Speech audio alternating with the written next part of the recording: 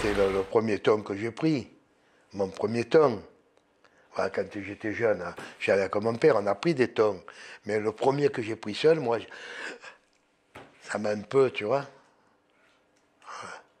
Le premier, après tu fais plus attention, mais le premier, tu es tellement content, tu vois.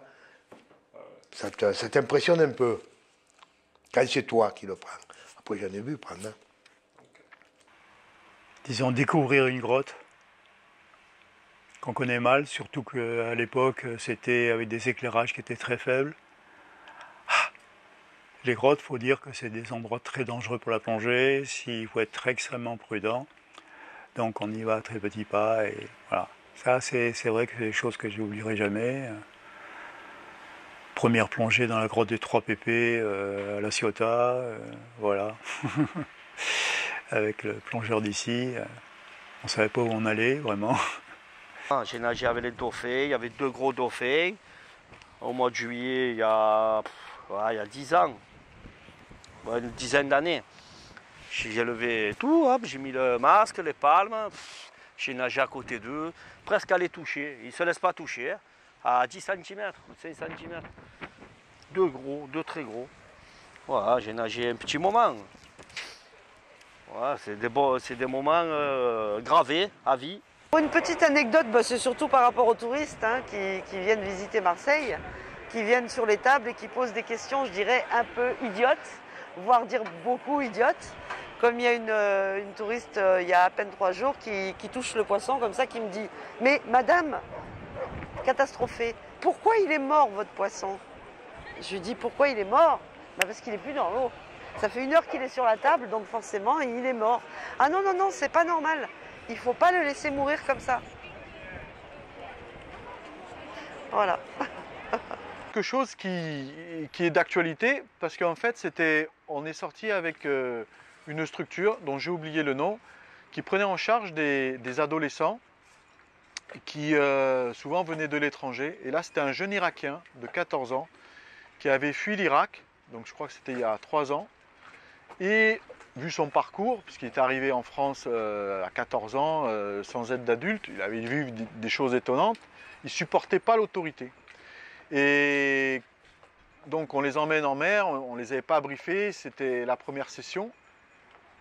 Et à un moment, pour les récompenser, on leur dit, bon ben voilà, vous allez barrer le chalutier sous la présence du capitaine. Et en fait, il a non seulement accepté de barrer, il s'est concentré. Et moi, je lui ai dit, bon voilà, tu es sous les ordres du capitaine, c'est toi le nouveau capitaine, mais il faut écouter. Et il écoutait les ordres, et l'éducatrice qui l'accompagnait a dit, c'est la première fois qu'il accepte un ordre d'une autorité. Simplement, on l'avait mis dans une situation où on le responsabilisait, on lui donnait confiance. Moi, j'aurais jamais cru qu'à Marseille, on puisse voir des bancs de dauphins. Et des dauphins, on en voit beaucoup. Alors, c'est très occasionnel, hein, je veux dire, on n'en voit pas à chaque sortie.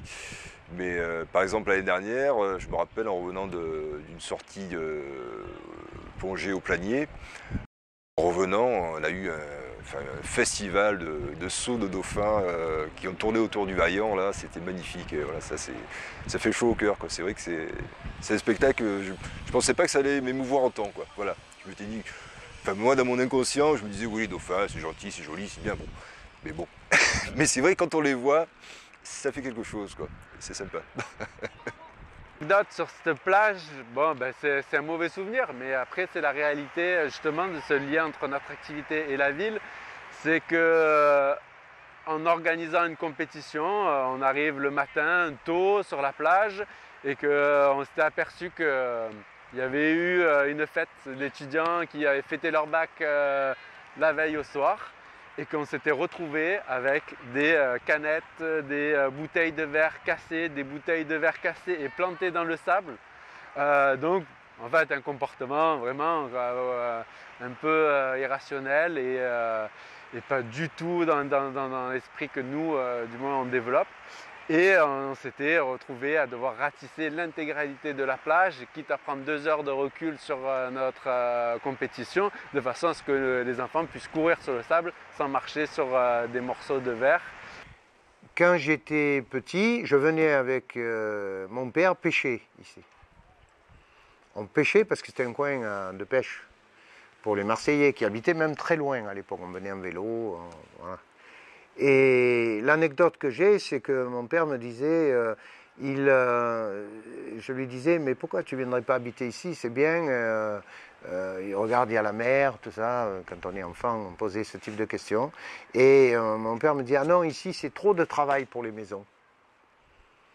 C'est trop de travail, il faut repeindre les volets, on est au bord de mer, donc les Marseillais, contrairement à aujourd'hui, les gens aujourd'hui se battraient pour avoir des maisons. Les Marseillais à l'époque étaient assez réticents pour habiter au bord de mer. Parce que ça demandait le vent, demandait à ce qu'il y avait un entretien, etc. Et quand je vois aujourd'hui beaucoup de gens tourner dans le quartier, même des gens venant de très loin pour trouver des maisons, pour se loger, ça m'a toujours frappé parce que je me dis, tiens, aujourd'hui les mœurs, les habitudes ont changé à l'espace de quelques générations. La vision que les gens ont de la nature et de la mer, la nature qui était vécue souvent comme une contrainte, aujourd'hui est vécue comme un plus. Et c'est quelque chose de très bien. Certaines personnes qui comptent ouvrir donc un lieu de nuit ou de vie nocturne sur le littoral commandent plusieurs toupies de béton pour recouvrir l'avancée, toute une avancée de terre et faire un sarcophage de béton. Et donc il y a 5 toupies qui passent quand même et qui recouvrent le littoral de béton. Voilà. Et cette personne-là remonte et me voit, puisque j'étais venu voir ce qui se passait, et me dit « ça fait propre hein. ». Ah, ça pour faire propre, ça fait propre. Voilà. Il y a des baleines parfois qui passent, et ça c'est chouette. Et ça c'est assez surprenant. La dernière que j'ai vue, c'est l'année dernière. J'en ai vu au moins 4 fois. Et dont 2 fois 2 baleines qui étaient dans la bande des 300 mètres. Je ne sais pas si vous voyez le long de la côte, il y a au niveau des plages les petites bouées jaunes qui symbolisent la bande des 300 mètres. La baleine jouait dans cette bande de 300 mètres. Donc elle était vraiment proche. Et je ne sais pas si elle était perdue. Je ne parle pas bien la baleine. Mais... Et donc là, il y avait 2 baleines. Et une autre fois, j'en ai vu une plutôt vers l'île de Château-d'If. Voilà. Et elle était là. Ça c'est assez fou. Ouais. Avec le fond de Marseille et cette baleine qui est là. C'est assez fou et c'est à se demander comment elle peut vivre, mais entre les bateaux qui font du bruit, la pollution, j'imagine, ça doit être un bazar. Ça, c'est des souvenirs qui marquent. Ouais.